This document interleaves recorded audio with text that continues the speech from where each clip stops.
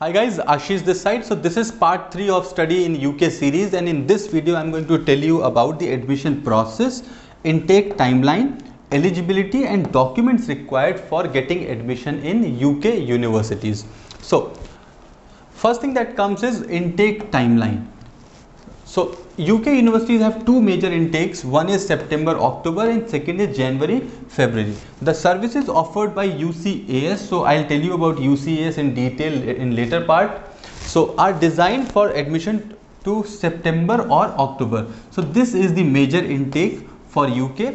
In the UK, you have to apply directly to a university for course starting in January or February. Now, many universities also offer courses commencing in March, April, May, June, July, August or November as well. So as I told about other countries also, same is with UK. The major intake is September, October, minor intake is January, February, but apart from that you also have colleges and universities offering admissions throughout the year. So best is prepare for September, October intake, but otherwise as per the options available you can go for it.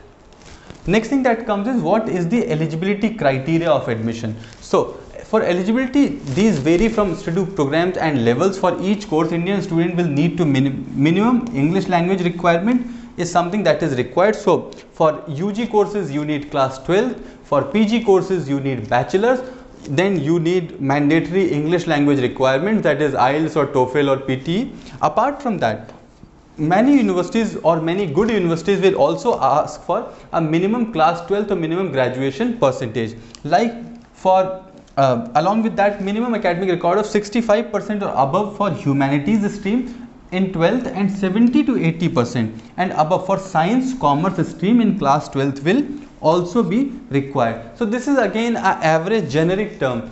It may be differ university to university, but 60% and above is what bare minimum expected in good universities.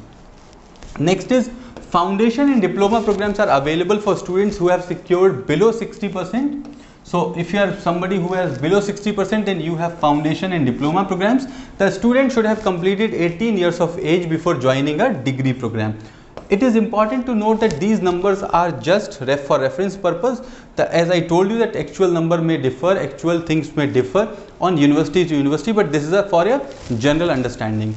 Now next thing that comes is what are the documents required? What are the documents that you need to prepare? So you need to prepare the attested copies of your mark sheet and the transcripts, bachelor degree if applicable, at least 2 academic reference letters from professors who have taught you most recently.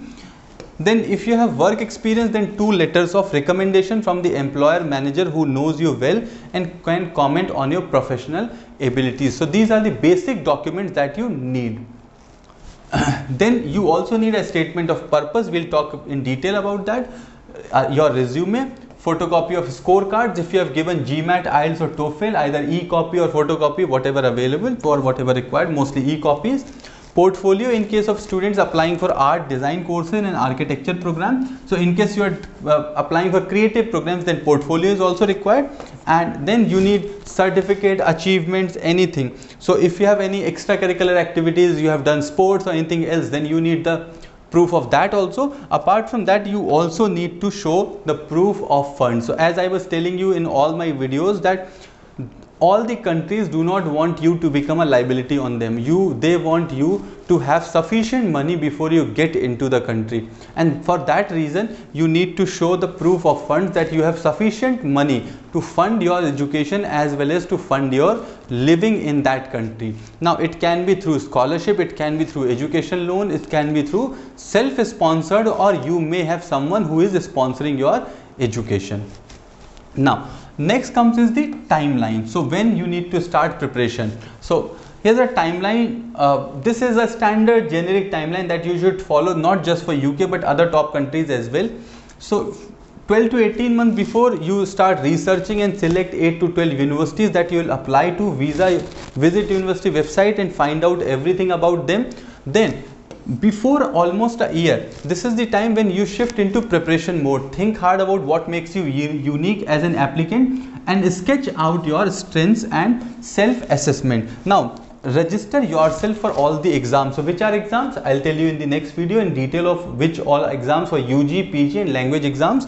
So anyways, GMAT, GRE, UCAT, TOEFL, IELTS, depending on the course and university, these are the exams. I'll get into detail in next video. So these may be the exams that you need to appear in. Then 10 months before enrollment, start working on UCAS admission form and application, search for and begin applying for external scholarship if you find out any.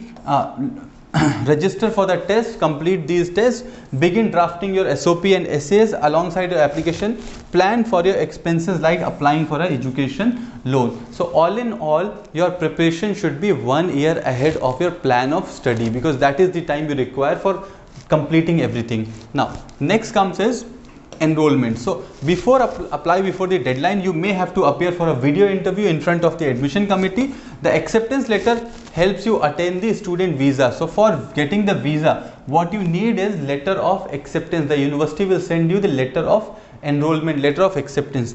Agar in case you are rejected, then you will receive a rejection letter. Gather separate paperwork for student visa. Depending on the deadline, you will need to notify the university about your status, whether you are paying or not. If you are paying, then you complete a free transaction, get the receipt, because that is what is required for your visa as well. Now next week comes is the application fee. So all colleges require that for you to pay an application fee, which may be different from university to university. Also you may find some universities which are waiving the application fee, so check that detail as well. All in all, application fee is a part of your process and this is mostly non-refundable. Next comes is statement of purpose. So what is the statement of purpose? It is your introduction to the college and admission officer. It is always written in the first person and describes the reason for a particular university. All in all, the purpose of statement of purpose is to showcase your candidature and why you are the right candidate for that particular university, for that particular course and for that particular country. Now next thing that comes is essays. So essays are also required. Essays are actually for them to understand your critical thinking process, and that is how they understand. So some of the topics can be career aspiration, strengths, weaknesses, skills, experiences, reasons for considering a particular school, etc.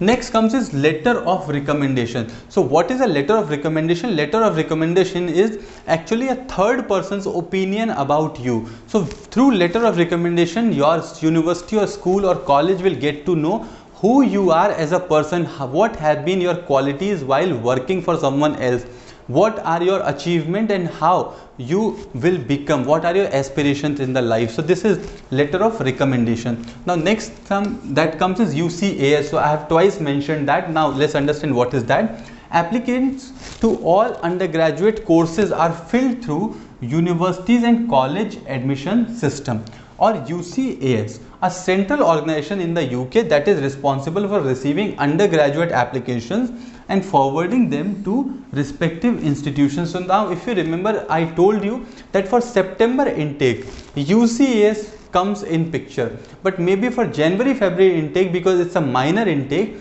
you may need to apply directly.